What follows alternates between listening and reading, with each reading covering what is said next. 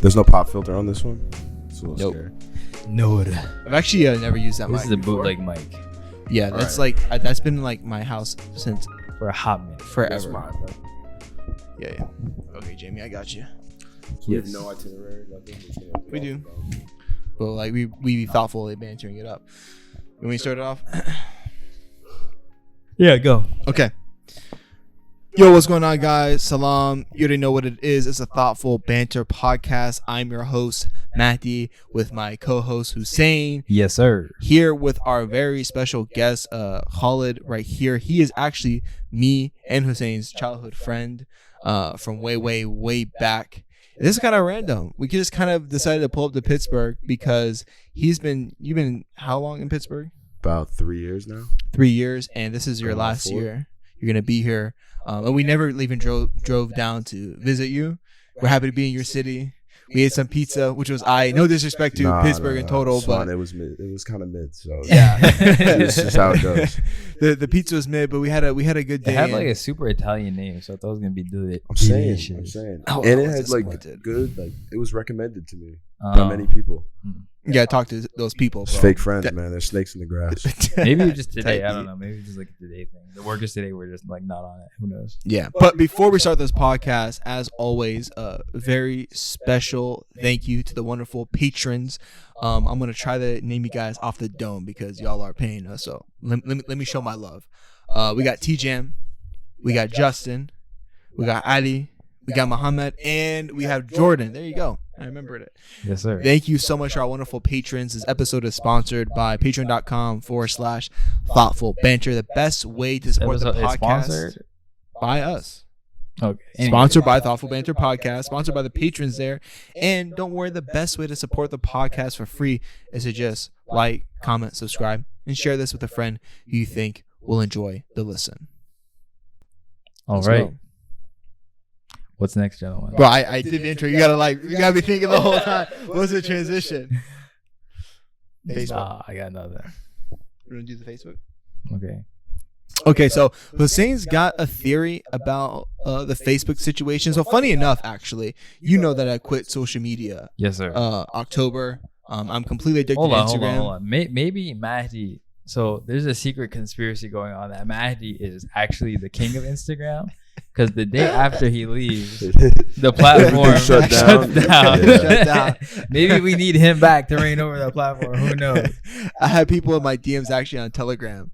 My boy Reza hit me up and he was like, "Yo, we need you back, King. Facebook, Yeah, I mean, Facebook is down." I was Mark like, Zuckerberg hit your line. He was like, "Yo, For come back, anyone- bro. It's failing without you." For anyone who's not like, I know some people just didn't know it happened or like didn't know until they looked on the news. Like my mom, Yeah. for example, I she know, was like, I didn't even know Facebook and Instagram or Yeah. WhatsApp was down.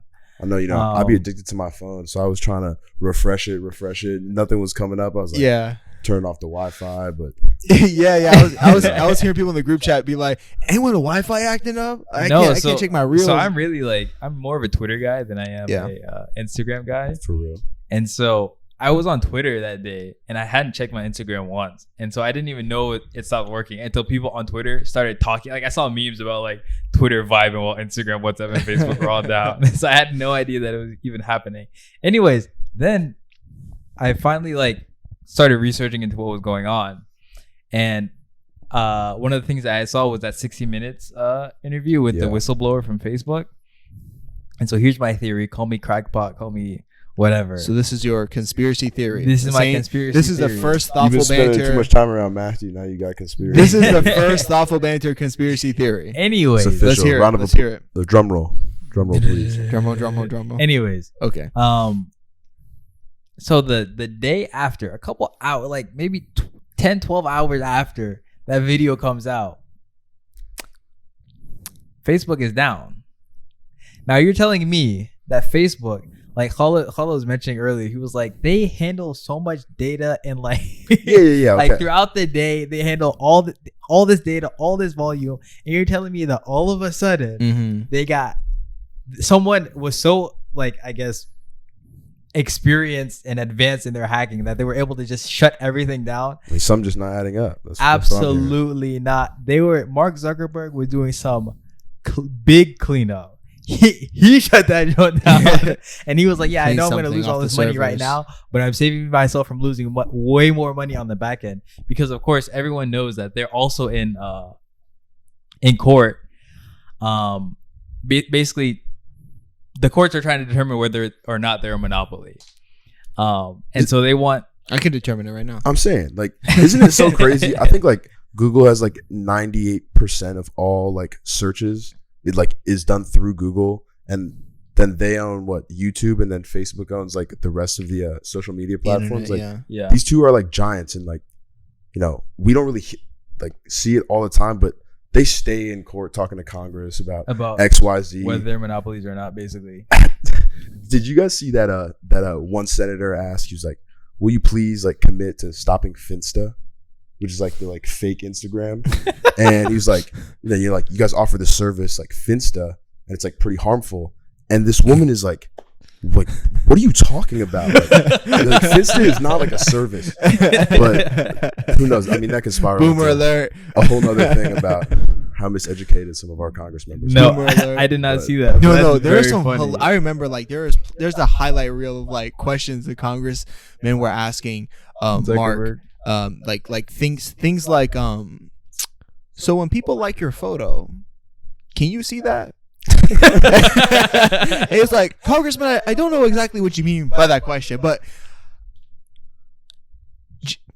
Mark Zuckerberg gives me big lizard energy. I was just about to say, like, he gives me big lizard all energy. of those hearings, they just look like something out of like the Twilight Zone. Yeah. It's just so like disconnected from reality. Yeah. You got Mark Zuckerberg worth hundreds of billions of dollars sitting there looking like a whale, like he doesn't know what's going on. You got these members who they don't know what they're asking, and it's I would not be surprised if like we found out that Mark Zuckerberg was on the spectrum, because he just does not have normal like social interactions, like and it looks like it's physically difficult for him to pick up on like social cues.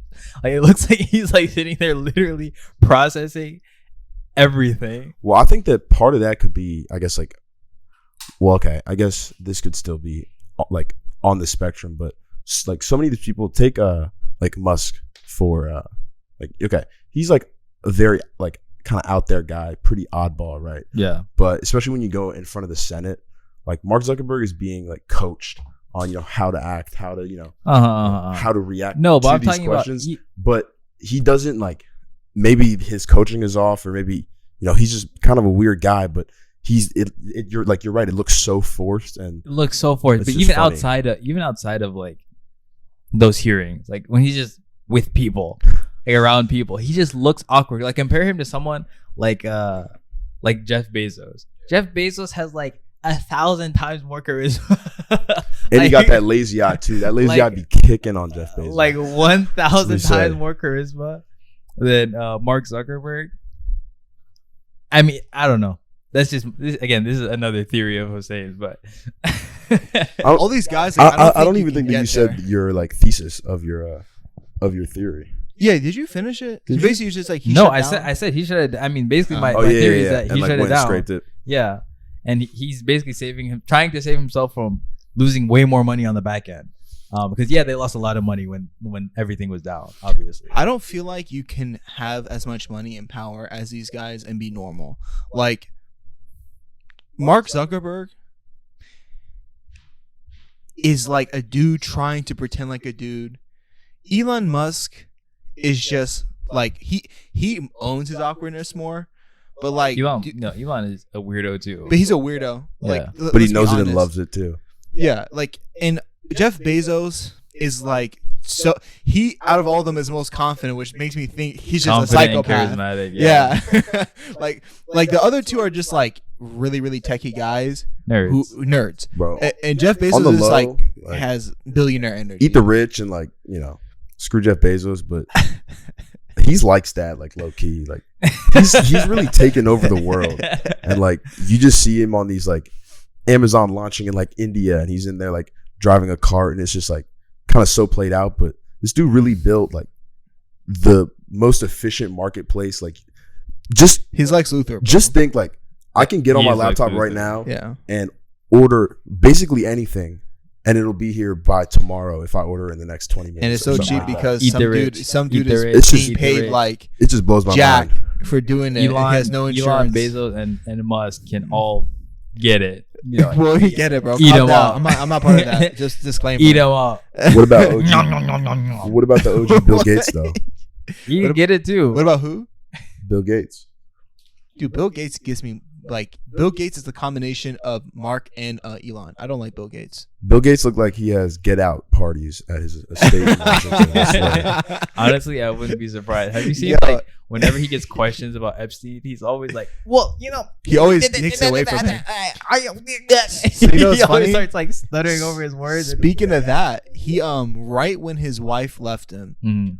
there was an anonymous source talking to all these news agencies revealing his actual relationship with Epstein.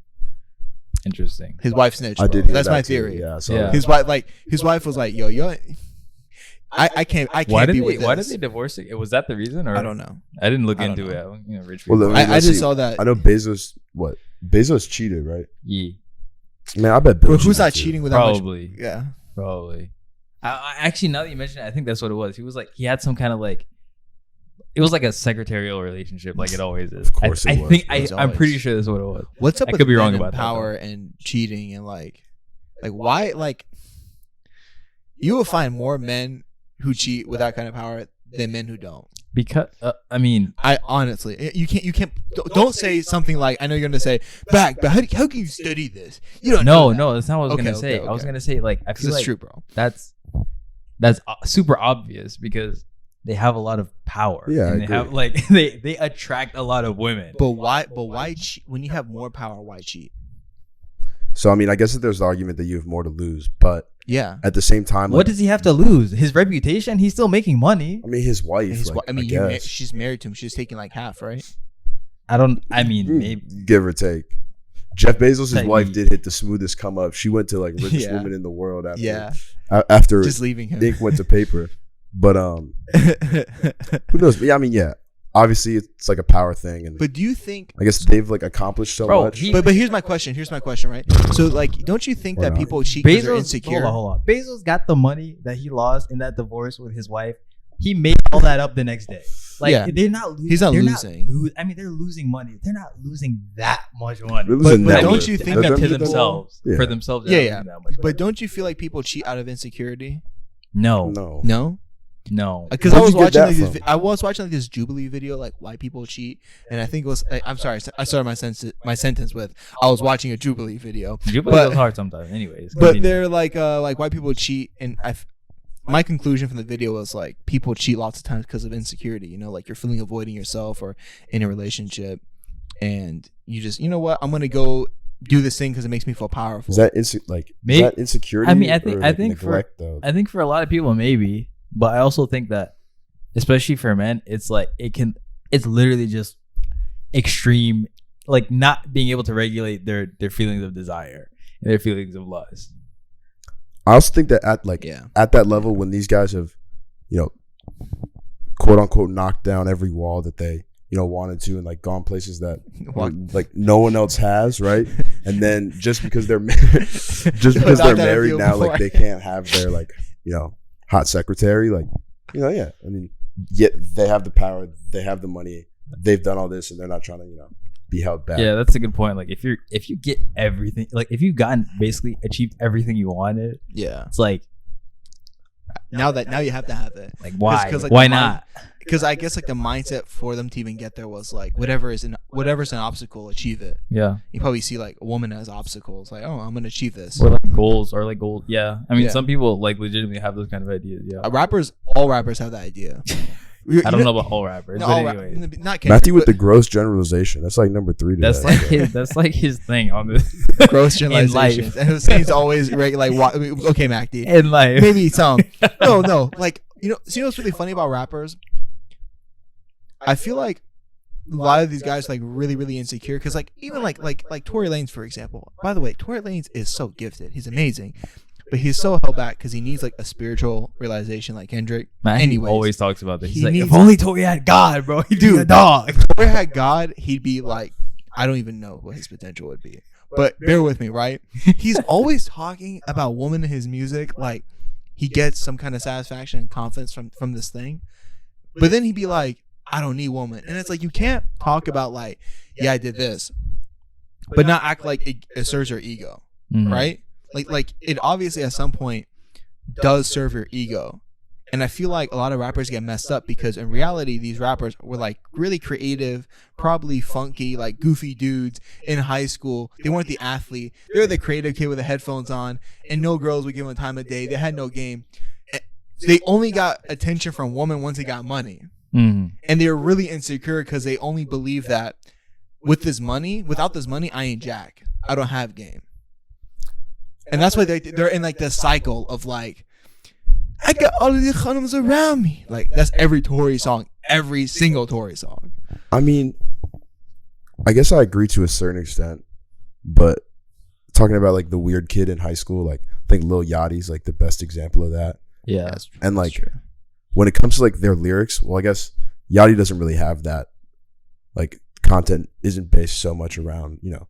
It's not the same as, like, Tory Lanez, but I think it's more of, like, just a cultural thing and, like, a status, right? I was just about to say, it's like, it's not really about, you know, no one's going and like fact checking and like, oh, you know, did he have all these people around him at this time? Like, you know, it's just like kind of the content that sells. B, it could be, you know, what they've built their music like up around. Like let's be real, like Tory Lanez makes like club music, like, you know, that's like just kind of what the general content is. Yeah, that's kind of what people are looking for. Exactly. And like, especially when you're maybe 6-7 years into your, you know, discography, now you might be trapped. And like, he needs to make God music. He needs to make God music. Now everyone can do a Kanye, but also like kind of piggybacking off of Khalid. Did we call him Haggy in the beginning? I don't know. Anyways, are you cool if we call you by your they're name? synonyms, man. It's the same thing. Piggybacking off of Haggy. That's Khalid's nickname, y'all. Yes, that's Khalid's nickname for anyone who wasn't aware. I think also, yeah, it's like it is like a status thing, especially when you have a whole bunch of women around, like orbiting around you, especially the guys who don't have that. That's like, oh my God, look how cool this guy is. Maybe for people who are like operating on a higher frequency, people with God and higher like, frequency, baby. And like, you know, these millionaires like, but billionaires like Musk. Almost said Busk. Anyways, millionaires like Musk and Elon and these people, they're not looking at it that way. But I think for the average dude who's like, they're like, oh my God, look how cool Tory is. He has all these girls. Like, that's a thing. You think so? Absolutely. I don't know what it is with blue collar jobs. That's definitely a thing. I worked I think like 95% of my jobs have been blue collar jobs. And man, basically until this one, right? Yeah, it's disgusting. it's just no cap, almost like no barrier. Like my old job, I had to drive to, like, the job was constantly driving in a truck, right? We're doing like carpet cleaning, so we're just on the road driving to the next client. And no matter like how fast this guy was driving the truck, every single girl that walked by, his neck would break. Just stare at her. He's like, damn, wow. And sound effects. I remember one time I was having a conversation with this dude because he was we're talking about like how we're having this kind of conversation, like how men like focus sometimes a little bit too much on sex, right? And I wasn't like trying to be like too religious, like overtly with them, right? So what I was doing, I was like, okay, let me talk about like lowering your gaze, but like not mention Islam, right? But I was like, you know what, man? I'm gonna say this guy's name was Mark. It's just for the story. I was like, you know, Mark, you know, personally, man, I believe the first look is for you, and the second look is against you. And then I was like, you know, so you know, maybe if you see someone, it's okay to appreciate that beauty, but you don't go and stare. You know, you just go about your day. And he was looking like he was really listening and getting a message. He was nodding. And then he said, not me. I stare. I stare, Mo. That's what he called me. I stare, Mo. And I was just so upset with it. I was so upset. I was like, bro, not me. I stare. No, like, that's the thing. Like, but that's a perfect example. Like, yeah. Oh yeah. To that guy, what do you call him? Mark? I don't know his actual name. Yeah. Mark. Like, Tory Lanez is cool for having all these women around him. Yeah. You know, that does add to his status and his value even. Yo, going off that blue collar job thing, I think having jobs like that is like so important because especially like in the spaces where we grew up in, like it's such a different set of people, and kind of paired with whatever the work may be, especially if it's like some kind of hard labor. I just think like it's kind of important for people to really get out of their like current bubble and go see like that other group. I remember going to work with my dad and going to like go measure, go exactly like go and do a job with Jose and like our guys, right? And just like just hearing a Mexican guy named like blue collar Jose Eduardo. I see you. Jose's my guy. Like, that's what, No, I got you. No That's shade, the homie. I'm saying, but just seeing like the way that these different people operate and like their different mentalities, and I guess even going a little deeper than that, working like trashy jobs, like working bad jobs I think is so key. No, it definitely to just like builds growing character. up and just like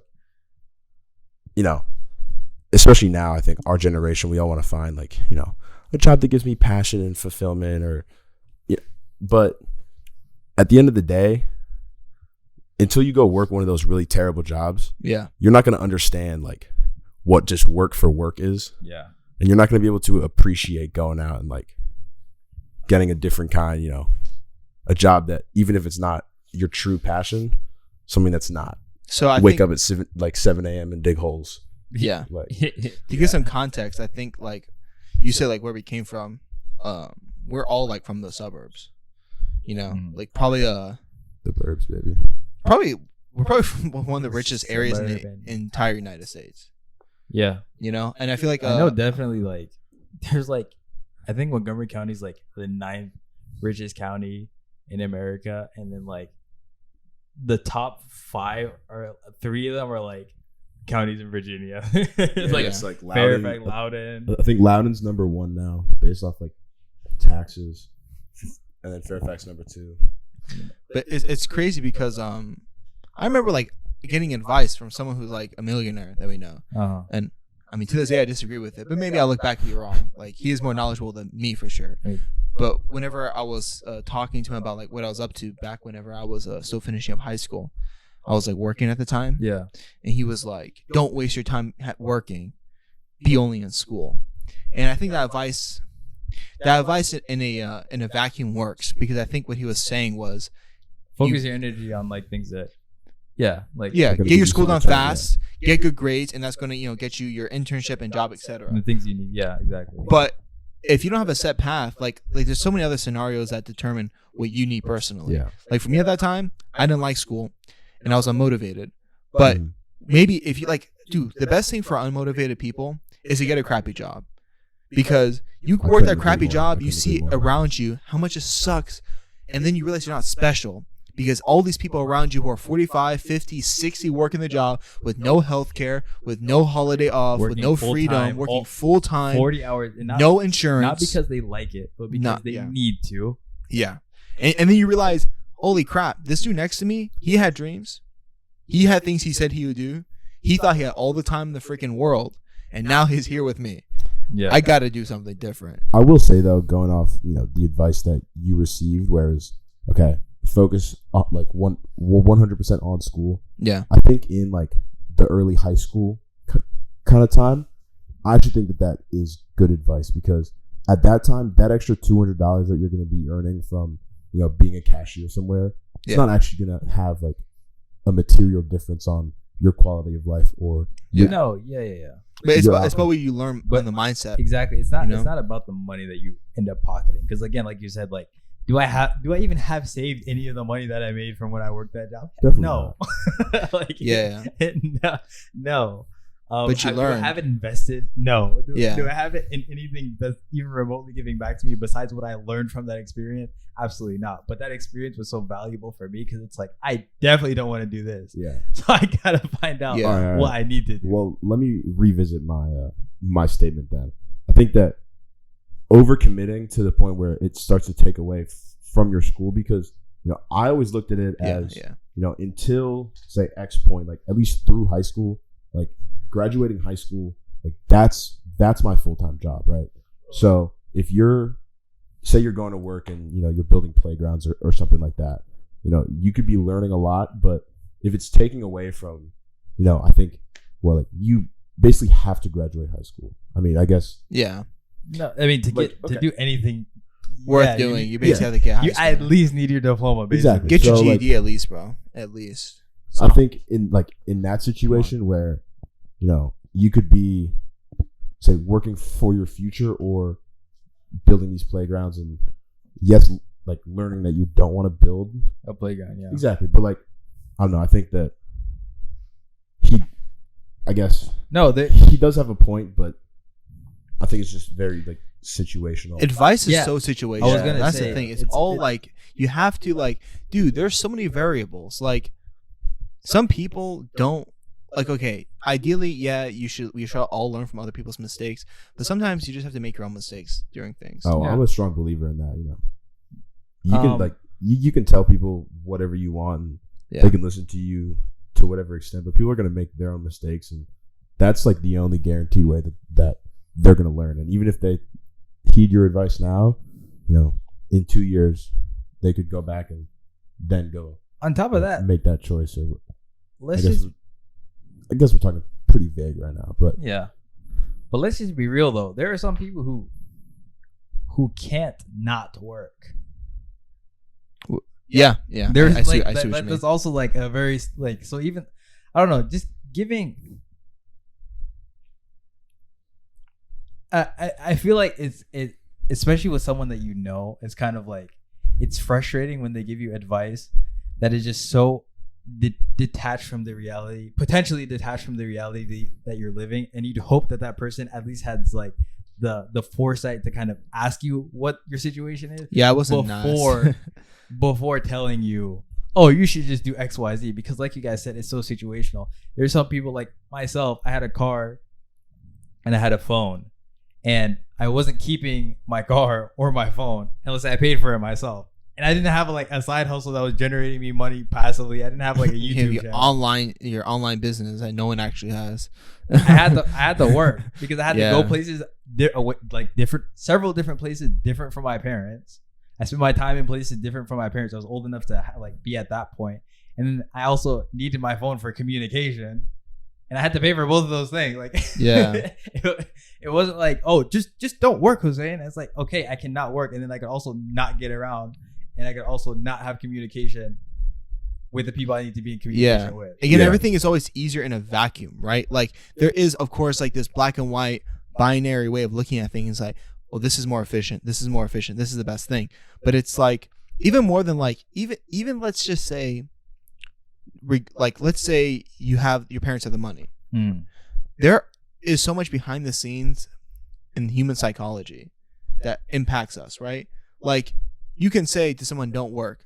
Some people need to work for the routine. Some people need to work because they need that discipline.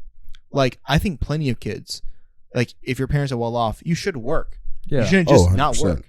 That changes you. That again, like that builds you as a person, because at the end of the day in life, one thing parents oftentimes forget, which I know I will forget when I'm a parent, right? But I think parents, we always forget that we can't give our children what we wish we had.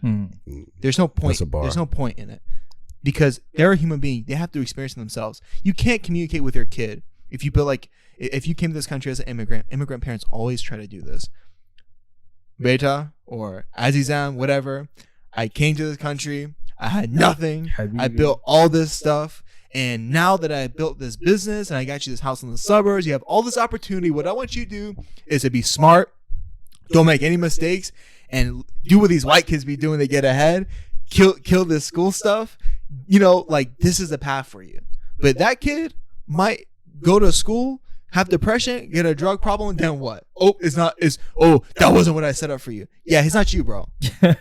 He's not you. He needs to go through some growing pains and figure his life out. Stop trying to live vicariously through your kids. You know what I'm saying? Like, it's just not gonna happen. We gotta stop putting things in vacuums and pretend like we know everything. We don't know anything. we're trying our best, but what do we know? Bars. Really? You guys aren't disagreeing? I feel uncomfortable now. No. I mean, I think you're definitely right. But like you said, you know, everything is so like variable, nothing set, that I guess like everyone's gonna have. I say okay, well, I guess it's kind of like a tangent from what you were saying, but I guess it kind of pulls everything together in terms of whether it be your parent who you're asking, you know, what should I do, or someone outside. Like at the end of the day, it's all going to be by trial and error, whether that be going to college, not liking it, or going to get a crappy job and, you know, going up from there. It's all about like the experiences and what you take away from it. Like you could get fired from a job, you could, you know, mess up some huge project, but it's not actually an L unless you're just, you know, like roll over and take it and be like, woe is me, right? That's facts. And that's like, that really applies to everything, you know, Woe even is me. outside of school or work or, you know, friendship, really anything. Like, I think that the ability to, you know, absorb what you learned from a situation and kind of apply it to the next thing, and also be able to kind of have some turnover and kind of quickly bounce back, which is obviously much more easily said than done. That's resilience right there. Yeah. Right? The definition of resilience. I would say is that's like, probably the most important characteristic of like, you know, someone who's going to be successful in, you know, whatever metric, but also someone who can, you know, I guess find happiness and like fulfillment for themselves I have a question for both of y'all. in the quickest way possible. What's up? Good. Exactly, like about like what you're saying, Haggy. Like you said like someone who like, you know, you hit a wall, right, and you bounce back from it. But I think like the common problem in life that like I feel like almost every human being goes through, right, is that we all go through these walls we hit, but the difference between successful people and non-successful people is that successful people know what the wall is. Mm-hmm. Can you elaborate? Okay. On that? This is a moment where Saints usually like, Samama, continue. Like, okay, No, I'm gonna have to challenge that. we be having people, successful people know they hit a wall and they're like, oh, this is the wall. This wall is called depression. This wall is called lack of accountability. Mm-hmm. This wall is, I don't know, bad friends, bad environment, whatever it is. They can name the wall that they hit, and then they can, okay, I'm going to go around the wall. I'm going to get a sledgehammer, whatever. But most people in life, they hit the wall and they're like, I don't know what happens. Or this external thing happened. But they don't know the internal thing that, like, the wall is always internal, basically. Because at the end of the day, we have to judge success by, like, your input, not external input, right? Okay. So a lot of people are like, yeah, just, I keep getting fired. I keep getting fired from jobs and I can't keep a job. And it's like, oh, why? Well, because I have depression. But, you know, they shouldn't fire me because of that. Okay, why aren't you getting therapy? I hate therapy. I don't know. I'm not willing to go to therapy. And it's like, why just go to therapy? I can't. I don't know why. That's a wall.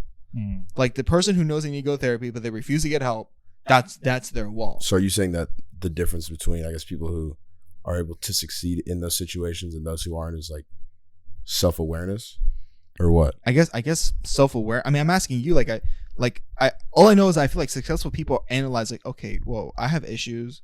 Like Joe Rogan's a guy like that. Like, he's always like, I have issues, man. You know, I need some therapy, or in his case, marijuana. But, you know, he whatever worked for you. You know, like you realize like, it's me, not the fact that my bosses consistently all say I have the same issue. Mm. No, they're all crazy. Like, yeah, 3 bosses in a row say you have abhorrent behavior at work. This might be a hot take, yeah. but going off of that, I think that the way that people analyze and kind of judge the negative situations that they end up in, and I guess who they place the blame on, I would say is pretty closely correlated with how they were brought up, and like, I guess, where fault was placed when, you know, they would mess up somewhere as a child. Mm-hmm. You know, would their mom tell them, you know, okay, if you were fighting like on the playground, like, okay, like that kid was mean, or, you know, what did you do as well? And kind of instilling the ability to look inward and have some both self-awareness and accountability on that front. I like, that's not really a trait you can teach per se. I would say that's like much deeper, like ingrained in your emotional intelligence. And Yeah, I mean, I agree that it is that it is something that like usually is like ingrained in people, especially when they're young. But also I think the desire or the like when we see people blaming other things, I also think it's a bit of a societal thing. I think there's a strong value on individualism in this country, in the West in general. There's a strong value of like being an individual, separating yourself from like the crowd and being yourself and expressing yourself authentically. And we talked about this like in one of our very first episodes. We were talking about how that it doesn't matter in what way that expression is shown, right? And so we were kind of contrasting it with like the way that we're supposed to kind of express ourselves Islamically. And I mentioned that there's like in Islam there's much more of a emphasis on that vertical expansion. Okay. So moving up vertical and like trying to increase your closeness to God, for example. Yeah. You're talking like, big brain, the vertical expansion. I'm like, oh, which way is that, bro? Which way is vertical? Fancy out here today. But then, like I guess Western idea of this would just be like a horizontal expansion, where just like, okay, everyone needs to have every part of me, like see every part of me and accept every part of me for me. And what that can lead to, it doesn't always, but what that can lead to is that encouraging people that whatever they feel inside of them at any particular moment is the reality that they're experiencing as well. That sounds like a recipe for mental health crisis. I mean, I think that's like a big part of another like big part of, as well as upbringing and stuff like. But I think even if you have the right upbringing, if that's the only other input you're getting, then that can even unravel the kind of work that was done in your upbringing. You know, I just want to be clear. Like I think people kind of get lost whenever he brings that up, because they think it's like, I mean, to me at least, I don't have like a conspiracy theory like this is a purposeful agenda to make people crazy. I think that this is just simply a side effect of individualism. You know, like I don't think it's someone like these conspiracy theorists, people like sometimes get it wrong. Like this is purposeful. Look at the music. They're trying to mislead. I mean, I just want to, just for the record, I wasn't claiming that it was. No. I know you're not saying that, but I'm just for the record. listeners. But like, but I think it's just what it leads to. Like we don't think about things before we do them. Oftentimes in the West, I was listening to a great lecture by a scholar, and he was talking about like, you know, whenever we in Islam, we always should think about like the long term. Like, what is the purpose of doing this thing? And like, we're at a rate right now where we make technology and we implement it. We don't even study for long enough because it's like, this is because capitalism, because we're like, this is a bag. I'm not saying we shouldn't. Like, we have this iPhone. I love technology, but we don't even know the long-term effects of like 5G, for example. I'm not a 5G conspiracy theorist, right? Y'all like, 5G's like the to get future. out. But you know, but social media, phones, like we just do it. We implement it yeah. immediately. I see what you're saying. Yeah. And kind of just to add on to Hussein's point, then I think we're getting a little abstract here. We might want to come back down to earth. But I also think that, I guess that horizontal expansion, end quote, when everyone has that mentality in a workplace or in, you know, a classroom, I think it all kind of feeds into like one another and kind of like a positive feedback loop where absolutely it gets worse and worse and worse. And now I think it leads to like kind of a feeling of like isolation and like aloneness, but also validation at the same time. Yeah. You think it's exemplified probably like, also by social media. Like social media is like, it's like that is all fire, and then social media is just gasoline. They were just pouring on it because it just lets everyone to freaking like express themselves in this stupid way. Yo, speaking of social media, like it's like hold on. It's like contradictory. It's like we're so much more connected than we ever been in human history ever before. We're all so much more alone. Exactly. Yeah. So much more. I know that, and I know that's like a Tumblr post. I don't care though. It's like it's bars, bro. It's bars. I didn't get a chance to talk about paradoxical. There we go. That's paradoxical. And also, what'd you say before? Contradictory. I mean, they both work, but like paradoxical is not cool. But that's more educated. Big words. I hear. Dude, there's some feds outside. They're coming to get us. I made I'm doing a challenge. Huh? No, nothing. I'm doing a challenge of quitting Instagram and Twitter because I'm more addicted to Instagram. But I go on Twitter at work. Bro, Instagram has become so just trash. Like, you guys remember like 2-3 years ago, before there was ads every 3 posts, and like it wasn't like listening in on your like search history, like it just like it like was who it was. There was no shop, like bro. Once they took away the chronological post, like the feed being chronological, that's when the algorithm was taken. Yeah, but That's true. you know what used to be the most wild thing was you could see other people's activity in live time. I remember. Bro, that was sus. At 2 a.m. You see what your boys are like. I'm saying, people were getting caught up. Oh my god. No, but anyways, I didn't finish your point. Sorry. No. That's funny. No, like Instagram has like been like a big part of my life. You know, y'all know me, how I grew up. Like I definitely had like I used Instagram as an outlet early on. My homeschool self, antisocial self. Like I use Instagram. Like I really enjoyed it. Like the moment I found out about it, I had it on my phone. And I was just like on it. I liked it. So I've been on it a lot for probably like 5 years consistently. Damn, that's a long time. So I'm doing this challenge for the month of October. I'm not on Instagram whatsoever. And it's like physically difficult sometimes. And I remember the first day I didn't even delete the app because I just thought I want to use it. And then like I was in the car and like without like I was legitimately realized how much of a stupid monkey human I had become. Like it was legit Pablo's dog. Like people are talking to me and I didn't think to myself, I want to check Instagram. I grabbed my phone, opened it up, swiped, click. Just because it's such a habit. And even after deleting the app, I would just open my phone randomly, swipe, and be like, where's what Instagram? am I looking for? Yeah. And I'm like, wait, what am I doing? I didn't like I realized 3 seconds later. So I just want to say, like, I'm enjoying this challenge. I'm going to update people more like on my channel about it. I'm making a video about it. But I've noticed during this time, after the first 5 days, my anxiety, I didn't realize I had anxiety until recently. But my anxiety is extremely reduced. And I realized, like, dude, comparing yourself to people around, I don't know how y'all use Instagram, but the way I used it, I compare myself to like a couple of guys on YouTube who are like all my age range. Mm-hmm. And I'm like, oh, what are they up to? How their videos look? They have way more clout than me, like way more clout than me. And I just feel so much more content and chilled. And like, even now, like I still have the sense of like, I'm missing out. What are people posting? Who's looking at my story? You know, who's commenting? But I'm just like, I have so much more mental clarity. Yeah, mental clarity. Like, it's just this stuff is toxic, dude. Like, I don't know if I'm going to go back fully. Honestly, like the only reason I think anyone should really use social media nowadays is to get a bag.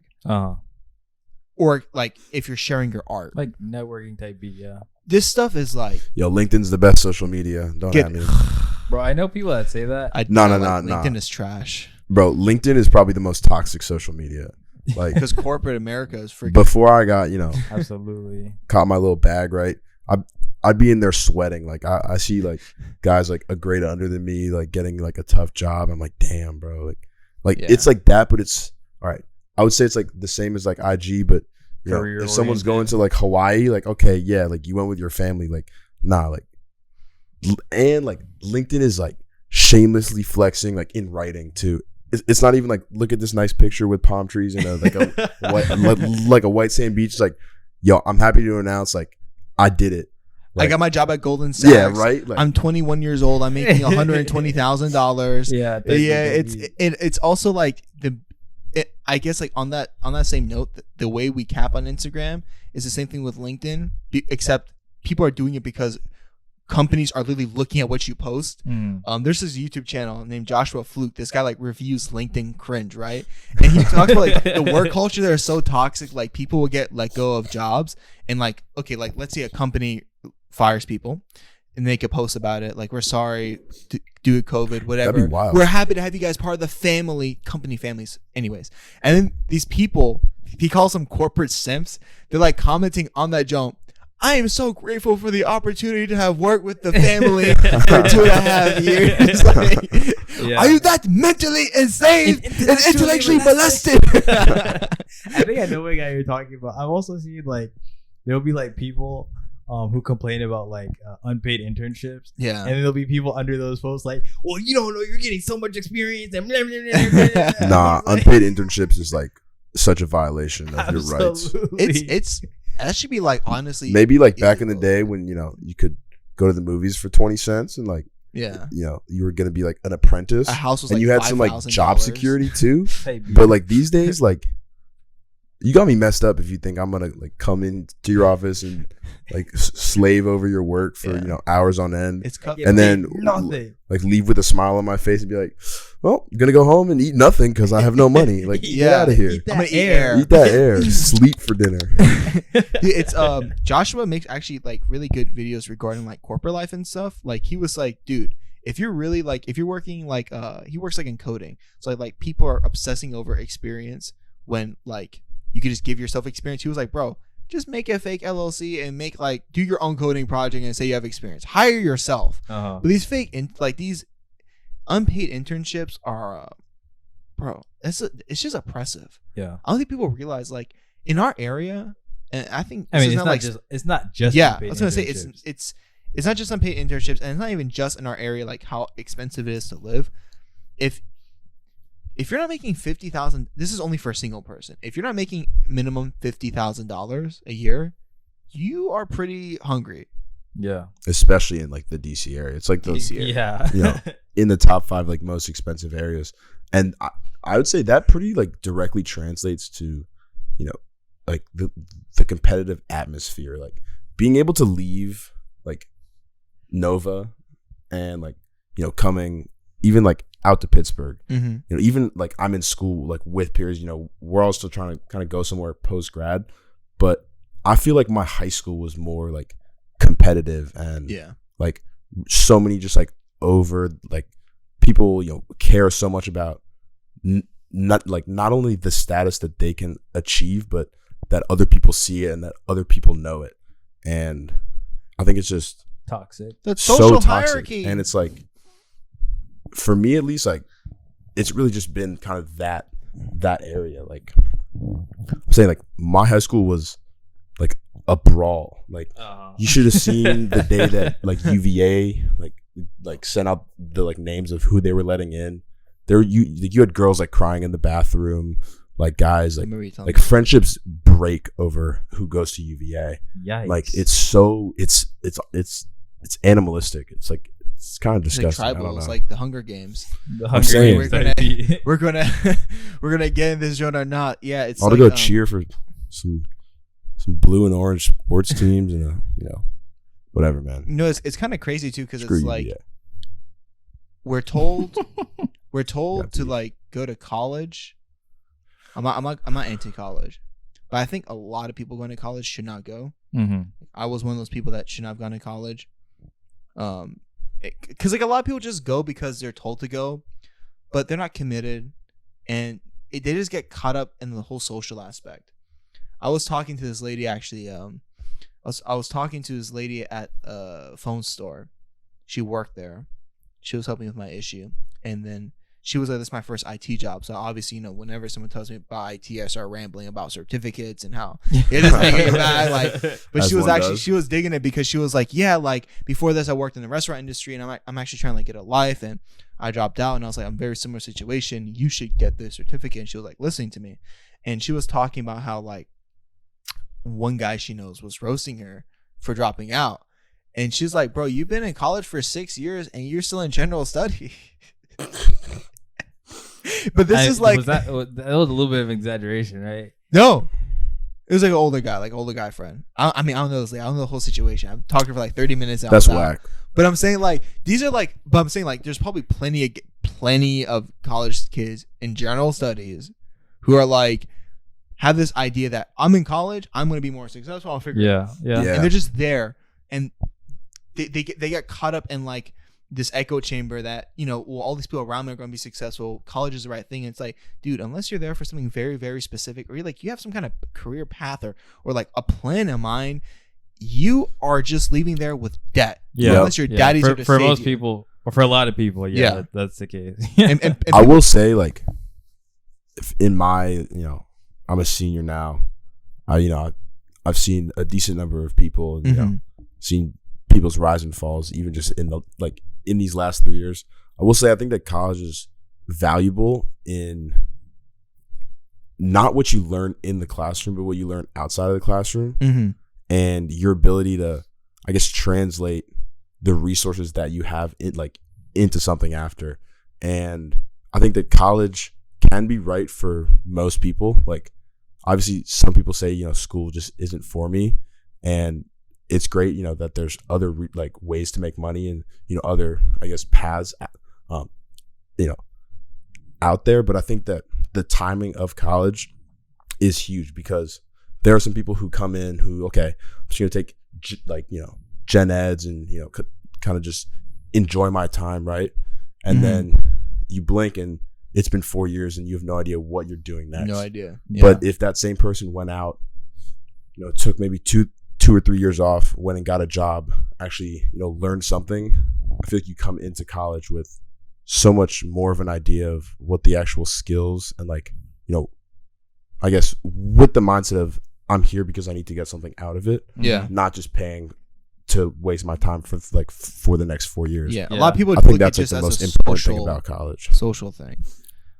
Yeah. What did you say? Like a lot of even like a lot of people like they don't even know what they want to study, but they care about which university they're going to because of the party scene. You know what I'm saying? Like, Yeah, that that's just backwards. Like, that's a party scene. I'm like, bro, this is 6 figures. I'm saying, this is a lot of bread. But you know what? You're right. I will say this. I'll be completely honest. You guys know I'm a college dropout. I proclaim it loudly from the rooftops. Call you Kanye. Mackie. Except nowhere close to where Kanye. Maybe one day, inshallah. But like, I definitely see some skills my college friends have that I don't, or things that I had to build later. Mm-hmm. And one thing I definitely just like, something that college just gives you an advantage in, no matter what, is networking. The networking aspect, again, like, of course, you have to have like the mindset of what you're trying to do, right? But like, if you're in college and you're trying to like study finance or like filmmaking, for example, you can surround yourself with all the people who are trying to do those things. 100%. And like versus like this, like not going to college woke me up to things really quickly, in a sense of like, people say things online all the time. For example, you can always earn money online. There's like millions of videos probably on YouTube about how to make money online. That's the best way to make money online, is teach people how to make money online. Because it's like, that's the only successful get rich quick scheme, is to it's tell the people how to most get rich. successful. Like, make a Such course. cap.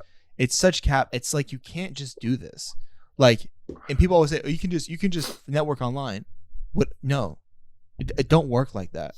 Most people get very lucky, but knowing someone in front of you, like, I try to do like the whole like YouTube filmmaker. I didn't actually fully try that, but a lot of people do try to do like, I'm just gonna be a YouTuber and people will notice me. Yeah. Unless you're the best, I don't really notice you. But here's the thing though, right? Imagine this. You could be like a average dude. You could like let's use a filmmaker example. Let's say you a 6 out of 10 filmmaker. Mm-hmm. You don't make YouTube videos, but you met somebody. You're super charismatic. You talk to some dude, and next thing you know, that guy knows Christopher Nolan. And then he's like, yo, we down in the shoot. We need a guy to hold his light. That's a connection. Boom. Yeah. Because human connection is like, that's the point I'm trying to get to. Like, the human connections you have, like these social skills, how to deal with people, how to problem solve, how to make a connection with someone, not come across as too needy, but come across as honestly like cool, is a very important skill set. Oh yeah, and I mean that's really important. Even like studying business, that's even taught like to a certain level. We are taught how to reach out and ask for something but not be pushy, and how to open up in the right way and to the right amount where you can establish at least like a surface level friendship where you're comfortable talking and like even just asking like a favor or to be put on. To make it feel like I asked you for something whenever you asking me for something. Exactly, like, exactly. Hey man, but you also help me out with like that? It's like, bro, I'm helping you out. I'm paying you for this show. But also like the phrase that it's not about what it's about who you know. So like, true. I hear that thrown around all the time, and I think it gets more and more important as you go on. I think from kids when we're just in preschool, like running around, we have a million friends, right? You got to invite the whole class to your birthday party. Right. And then you go to middle school and your group gets a little smaller, high school, smaller, right? That's what happens. And you look around and like most of these, say like older people, right? They might have boomers. Let's just say. Okay, yeah, boomers. Sure. Most of these boomers. They might have like Like one or two disrespectful anyway. very close friends, and then the rest of the their associates, I guess. They're either from work. They like work with them, whether it's like they're their client, but you can still be quote unquote friends, or in like a setting where say like a mosque group or something like everyone who you see like on Eid. But yes, who you see in exactly. front of you, like these, like we try to again talk about social media, like going kind of like full circle, right? We're talking about social media, like making us connected, right? But like, okay, this profile, anyone can put a picture up, take videos up, but like these human connections you have with people, again, are like you cannot take this away. You cannot supplement. 100% the most you important. You cannot supplement someone being in front of you and that person being a likable person. Mm-hmm. I've met famous people before from social media. Wow. I knew somebody who blew up. I actually know somebody who's like a big TikToker, and I knew them before they blew up. Yeah. Right now, I'm telling you, every time I see this person on TikTok, I'm like, you're very unlikable in real life. I know you. And that's not to say like I'm not saying to be like, I think to myself, I'm so much better than you. I think to myself like, this person on TikTok is big because they're beautiful, for example, right? And you set up your little hella expensive iPhone camera, you put on this song that sings, like your twirl, your angle, and then people give you all this attention, and maybe you look at this person, you're like, how are they so charismatic? How are they so cool? This person's not cool. They spend 8 hours a day figuring out this phone stuff. But if you're with them, like next to them outside, they're always on their phone, like an addict. Right? I mean, they're not similar cool. to how you were walking around DC getting all these shots for the video that you're gonna make about this. That's in DC, Pittsburgh. Yeah. About the video you're gonna make for this trip. I mean, you were basically always using your camera on the camera. It was annoying. I'm gonna be real. Ooh, my bad. I didn't mean to put me on the spot like that. But like, I was. That's my bad. I didn't mean to use this moment as like a moment to vent about that. I actually did it, but I was just trying to like. That was hella. Damn, I know you felt that way. Oh my god, I'm so bad. Was it really annoying? I'm bad. I was trying to agree. I wasn't trying to do that. Anyways, whatever. Yeah, like you're out of nowhere. It is. And similarly, hey, matter of fact, hypocrite, you were doing that all day. My bad. I thought y'all vibing with a camera. God, cut this out of the podcast. No, we keep that in. That's hilarious. You're okay with it. Ooh, man, that's reflective. And you see that? Whenever your friends tell you something, be like, oh, that's my bad, bro. Because again, like that's part of like the whole social skills thing. Mm-hmm. A lot of people, they want to have friendships, but the reason they don't have friends is not because they can't make friends. It's because anytime someone tells them something critical, that guy's a hater. Yeah, I mean, it goes back to kind of what I mentioned about the feelings thing. Like, oh, he hurt my feeling. I didn't like what he said. Yeah, he's a hater, for example. Yeah, sometimes people are haters. Sometimes, yeah. But like sometimes they're even if they are haters, they're still giving you valid advice. I remember growing up, there was someone who I thought was a hater, and at some point they were. But looking back, they were right about everything they said about me almost. They were just really mean about it. Like, bro, humans, we are not good at many things, most things. Yeah, I feel like we're calling back to like a lot of like our first early episodes. Because remember, we literally talked about this too, and we were like, yeah, maybe that person, when you come to the masjid, shouldn't talk about you the way they talk about you, but maybe you actually needed to hear that. Yeah. Maybe there's still something you can take away from that, even though they were in the wrong. Yeah, going back to that. And why does it trigger you? Always ask why, like with emotions. It doesn't hurt. Like, for example, I get triggered like maybe someone's like, man, he fat. I mean, yeah, it's easy to get triggered to be called fat. No one likes it. Am I fat though? I guess I am. Maybe it's not a good example because some people are like be anorexic, be like, I'm not fat and you're not fat. Someone is just like calling you fat. I don't know. But like, for me, it triggers me because I know I'm fat.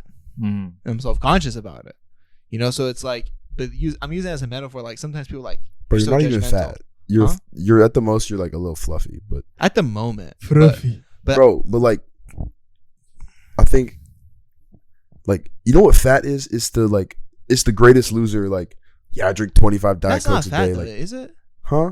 Bro, if you don't have cut abs, you fat. I'm calling I don't know- everybody I don't out. know. And that's on that. social media I don't ruining know your about mental that. health. Type B. That's why I quit Instagram. And that's They on call mental it health. yo. unreal body Expectations. Yeah. No. I'm not I know saying the that. girls took that movement, but the men need it too. Do Because men need it more than the women? boys need some self love out here. I don't know about more, but anyways. No, we need it um, more, bro. Whenever people, You know how flustered men get whenever I compliment them. Pause. At the gym, though, seriously, I have no Yo. issue complimenting other men when they look good because Okay. I feel like men never get any compliments from each other. Yeah, but And they guys- prefer it from, you know. No, The cute girl in they the squat don't. rack. Yo, try this. No, literally at the gym. If I have you been at the gym and some dude's lifting some weight that you couldn't dream of lifting, so you have to admire from the peripheral, right? So what Alright, I do, I'm like, okay, that's just weird. I'm just gonna make it obvious I'm looking. Like he's doing his set. I'm respecting his set. He's lifting great weight. I come up to the dude afterwards. I always give him a fist bump. If they adjust like their headbutt or like their AirPod or whatever, that means like they're willing to like have like a 2-second conversation. I say, hey, bro, good stuff. You know, and people get so excited. Like, men. okay, so what is your point? I'm sorry. Sorry, what was my point? Dude, men get Men need like validation, men I do guess. not get validation. No, Like, that's true. I One dude at the talked gym, about bro. this. This dude, he had massive chops. I told him, I was like, "Hey, bro, I thought I saw you here earlier. You look like a condo building." And he was like, he started blushing and like he was so happy. What you're saying is true. I'm just saying, don't like it's not a competition for who's most in need of help or who's most oppressed. Oh, no, of course. Yeah, of no, course. it's not competition. That was just in response to men need it more than women. No, bro. but I think men need to work more because women early on acknowledge that they have this insecurity issue, and men just be like, "Are we all confident?" And like, okay, are we all confident? Not really. Like, woman, it's more normalized for women to like give each other self love. We were talking about Yeah. that earlier, Yeah, like the yeah, barbershop environment. You know, we don't have many spaces where Oh my men. God. We don't have many spaces where men can just give each other advice. Type B. That's You, facts. you seem you quite done with this. Hmm? No.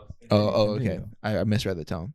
I got some beef with you. Sorry, that's my bad. That's my It's Freudian rage because of at the you. camera thing, bro. My bad, bro. It's all right, Matthew. No, Yo, it's my hey, bad. Matthew, It's my bad. no, Matthew. You were getting some really good shots, man. I think you're going to be I was a great getting filmmaker. the garbage Continue. shots. Continue. Yeah, thank continue. you. I got you, man. I lost my train of thought. It's fine. Anyways, okay. I'll cut that. Well, I do have not quite in the same vein, but it's something kind of similar.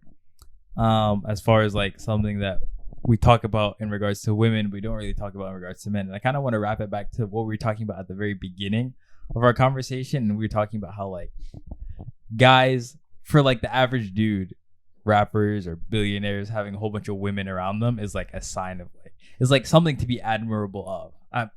Yeah. Admired. Admired for or to have admiration for. Anyway, it's something like people look up to, like guys look up to. And so a lot of times when we have these discussions,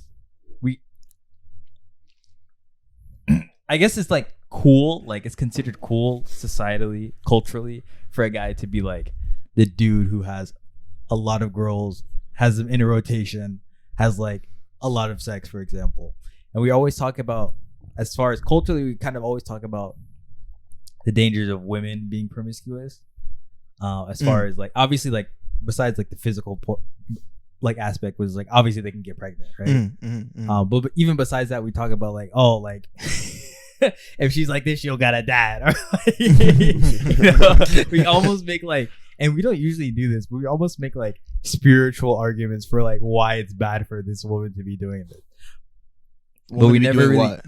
Like being promiscuous. Yeah. But we never really Joseph for men. ever consider or address that same issue for men. Like, is there an issue? So I guess my question to you guys is, and this is from a video I was listening to with Adam 22 and Abba. They were talking about this. So I guess my question for y'all is, do you think there are drawbacks to like being the promiscuous dude? And if there are, why don't you think that people really talk about them? Can I ask a question first? Mm. So like, are you talking about from like a Islamic perspective or just No. general? I'm talking about like that conversation. Like the conversation I'm referencing was completely like a-religious. Yeah. I mean, like, so okay. And I'm talking about, and so Yeah, is the this yeah. question. phenomenon that I'm talking about as far as like us discussing women is like I'm purely speaking culturally. Like again, not really like from a religion. So does it have drawbacks for men to be sexually promiscuous? Well, I mean, yes, and none. all right. Well, I can answer this one seriously. So I think, I mean, obviously, I think it goes without saying, you know, if you have a brain, there are going to be drawbacks, and I think that I guess, physical and like mental are going to be pretty much the same. But I think that where there's that difference is in the perception of it. And I mean, one that's fully based in society, but I would say that I guess the cause of that is just the roles that I guess men and women like, I guess openly or, you know, commonly play, where, you know, the man goes out and I guess the man is the guess his breadwinner. No. Well, oh no, like the pursuer. chases. Exactly. Uh-huh. Where as the woman is like the gatekeeper, right? Mm-hmm. So using that, you know, I guess common form, right? Then when a man is able to go out and, you know, I guess successfully pursue multiple women, then he's seen as someone who's able to go out and accomplish his task. Where a woman like who get past the blockade, basically. Exactly, uh-huh. and like be essentially, you know, be accepted by said gatekeeper because they're of a particular value, potentially. Sure. Yeah. But then on the flip side, if there's a woman who, if multiple men are approaching her and they're all getting accepted, then there becomes a question of, you know, how good are your exactly. like, criteria? Exactly. But I think and that's so toxic. Of course. But it's also like I'm also lost by it, you know, because it's like, okay, so I feel like, okay, so tell me if I'm wrong, but what you're saying is like, yeah, like men, we can't get this validation because it's like, oh, this is a hurdle, we pass it, we feel good about ourselves. That's dudes are like dogs, like do something, catch, like, you know. I think, all right, I mean, right, like so, have you right there's there, right? this saying, okay, like men sleep with who they can and women sleep with who they want to, right? Yeah. And I mean, I think that pretty perfectly sums up the, I guess, preset assumption, like the dynamic that you're exactly talking about. So go ahead. I think that it's kind of toxic because it's like we're both playing in that scenario, we're both playing to each other's faults. If a woman is meant to be this gatekeeper, then it's in their interest to allow whoever she wants in the gate. And men have the interest of passing as many gates as possible. But if a woman's playing the game to her pleasure, then at one point men will stop being and try to spy her gate. Because they're like, hey, all these people beating this level in this game, this isn't a challenge. I don't feel special, because men feel validated by doing something other men haven't done at some level. You know, like whether or not, no matter how liberal a guy is, I don't care. At one point, it's like 100. Whoa, 200. Like, come on, you're not gonna feel good about yourself. So it's kind of a paradoxical, huh? That, I mean, what you guys are talking about is interesting, and I think I would say that that's like the causation, but I think that like at the end there are harms to both, and I think it's like a net loss or like a zero-sum game. Like it's going to be the exact same outcome. It's simply just the social perception that is different. In all honesty, like I think there's some stat. It's like every like sexual partner that you have like above 3, like decreases or rather increases your likelihood of getting a divorce by like 5% or something like that. Interesting. That's really interesting. Do you think it's the same for men and women though? That's that. I feel like men have this advantage. I feel like if we're playing the game of multiple lovers, men are winning that game. I think women are like at a disadvantage for one, like because of just misogyny, like sexism, societal standards, but also I just think, you know, men are dogs. That's the game men will win playing. Like on a biological level. Yeah, I was just about to say. Wait, what? I was just about to say. I think we're straying a lot from like my original question. That's my bad. I apologize. Which is just basically like, why aren't? I guess this is my question. I didn't exactly phrase it this way, but this is like my actual question. Why aren't the drawbacks of being a promiscuous man spoken about as much as a woman? And I think Khalid answered that a little bit with talking about like setting up the perception of that dynamic. Obviously, I think there are issues with that dynamic. But that's like one like common answer. But even if that is the case, even if we were to accept that like framework and that structure, that dynamic, that still doesn't mean that there aren't drawbacks for men. So how come those still aren't spoken about? I think maybe it's also like, oh, I know. It's because being able to go out and, beat as many levels as you want or whatever, that's not something that the majority of guys can do. I was just about to say that. That's not something that,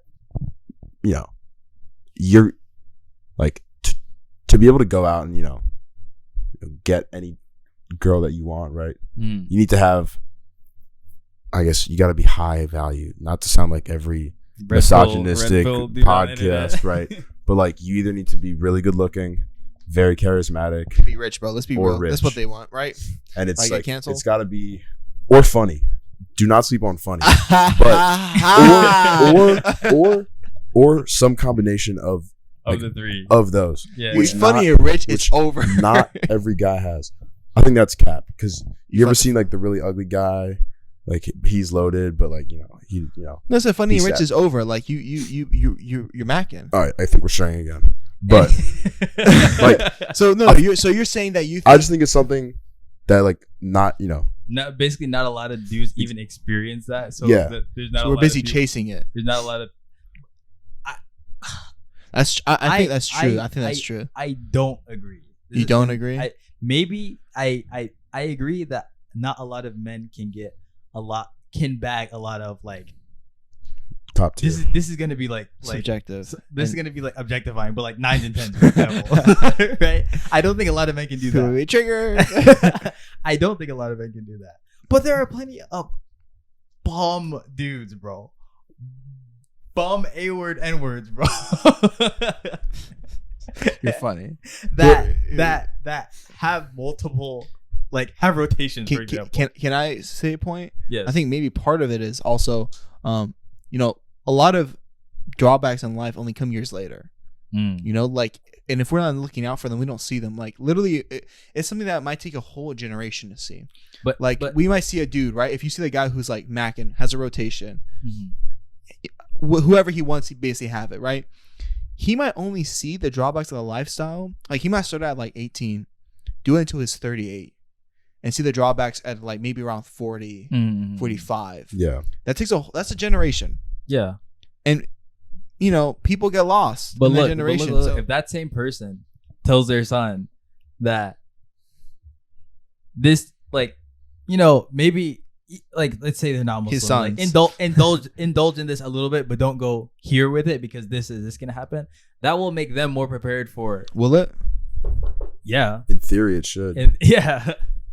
You asked the question, will it? And like in theory, it should. And I think it could. But in theory, it should. But like, I feel like we've seen this example all the time, where the greatest example you can be for your kids, the best thing you can do for your kids is be the example. Don't give them advice.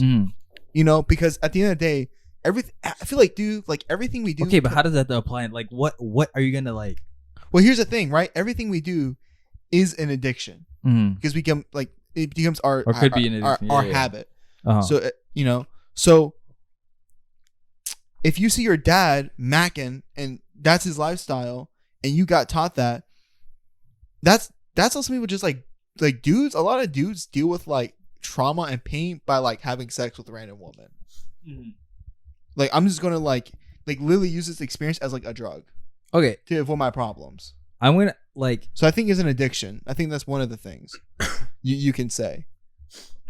That still didn't answer my question, but okay. No, because we talk about addiction and we talk about the negative outcomes of addiction. But that's like saying, okay, bear with me, right? That's like saying, hey, we know meth is bad. Why people keep doing it? Because to them, the pros. That's a horrible. Greater than the cons. I'm just gonna cut you off there. There's no way. The pros are greater than the cons to them. How many? I'm offended by both y'all. Well, it's a bad example because we're not saying it's like some meth heads get seen as like, oh, they're just doing meth, and then some are like, you dirty meth bag. Or you dirty meth meth bag. Right? Like, also, like, it's just a bad example. Anyways, Oh man. I hate both of y'all. okay. So one of the points that like Abba was Yeah. saying, What were they talking about? Because He we was saying, like, really We don't got know. nothing. We clearly can't figure it out. he was saying, like, he was was he was saying like people get like so like engrossed in this game, quote unquote. And they get so like that they start putting off things like work. They start putting off things like their family, and they basically like shrink their world to the rotation that they have on their phone. Okay, yeah. Well, I mean, And this is not like I don't think that's very uncommon. I don't- think that sounds like an addiction to me. Like I don't think it is, but we Yeah. don't. Again, this is why I'm saying we don't talk about it. We don't say like, okay, like, like if someone has a history of alcoholism in their family, right? Not all the time, but sometimes people know about this. They tell their kids about this. They're like, you're prone to X, Y, Z. You might want to chill on this. Yeah. I mean, I think that can be drawn back to, I mean, even some of our earlier talks about, you know, there's this kind of empty feeling that a lot of people like our generation experience, right? Whether it be caused by social media or, you know, not understanding their feelings or whatever like roadblocks they hit. And physical, you know, intimacy is like a very good painkiller for that. And I mean, I think that's like a lot of times why we see, you know, some of these, you know, issues, I guess more prominent in, you know, I guess more of the, you know, hurt, you know, I guess like lower income or like essentially any, I guess a demographic with, you know, some kind of trauma or like some kind of setback where it's a pretty great escape from, you know, from whatever it may be. And sometimes whether it be the culture, your family upbringing, that can also be glorified, which can kind of add to, I guess, the toxicity of that situation. I guess that still doesn't answer why we don't talk about it, though. Yeah, I mean, I Who guess knows? there really is no good reason why we don't talk about it. We basically, my point is we should talk about it. Yeah. And I think the reason why we don't is for men and for women. There has been like, as far as like our societal interpretation of what sex is, there has been a gross like devaluation, if you will, of what it is, 100%, yeah. what it means. And I've had people who like aren't religious, aren't Muslim, say things to me like, every time I've slept with another person, like I leave a piece of myself with that person. Oof. Like I've heard, or like Oof. there was something shared there that like Oh, yeah. I don't have the same bandwidth to share with another. Like I don't have as much to share with the next person. I don't know what the name of the study was, but I was hearing about a study, something like once a woman sleeps with, this gonna be like make so many people triggered in general society. We don't have like a general society podcast though, but like I heard the study was like after a woman has sex with like more than 3 men, her like she different. Like those first 3. Wow. Yeah. It said that verbatim in the white page. No, too. bro. She different. You know, there's no coming back. No. But it was like that like her ability to make new connections and to be as attracted to a new lover, that no matter like how good he is to her, like on a physical level. I'm gonna have to check that study because it seems like it's perpetuating the exact problem that we're talking about right now. Because why is it just about women? Like I feel like the exact same should go for men. Probably it's so misogynistic they didn't even do a study on men. Be like, yeah, we just that's a good point. I just want to say that's a good point. We don't be talking about that, bro. But you know what it reminds me of? It reminds me of this video online that Hussein shared with me. It was this dude talking about rape culture. Oh no! And basically he was this man. He was like an actor, but he was narrating this He was narrating. hypothetical situation. حدثنا رجل. What are y'all talking about? Sorry. Am I Egyptian?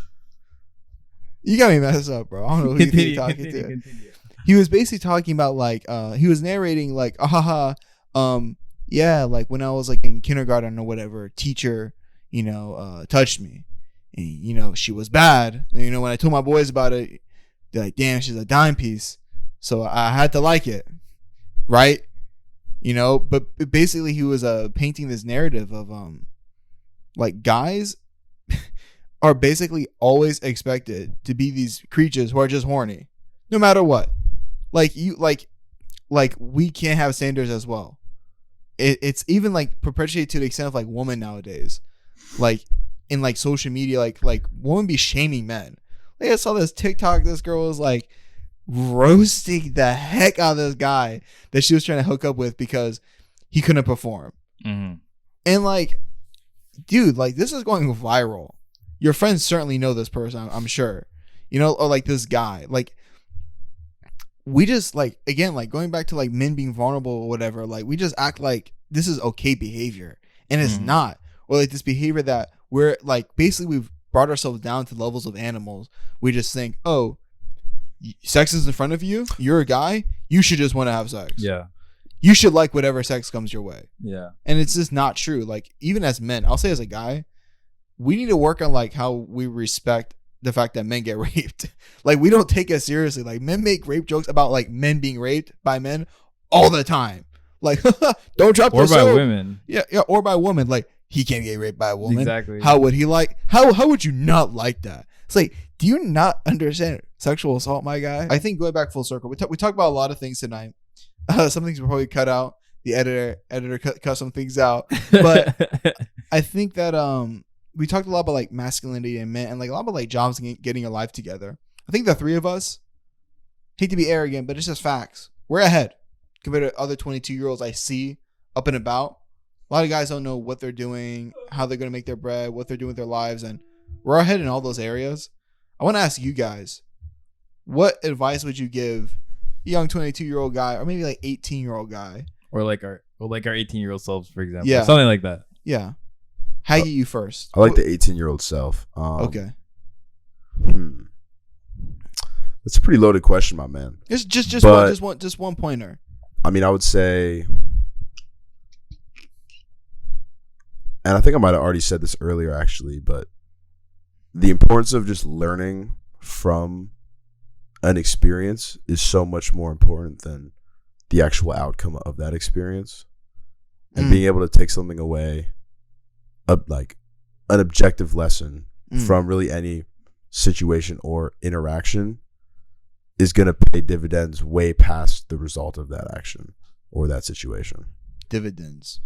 Finance student alert. Hussein? Oh, yeah. Also, take pre-calc in high school. Take pre-calc in high school. Yeah. Pre-calc was kicking Haggie's butt. I'm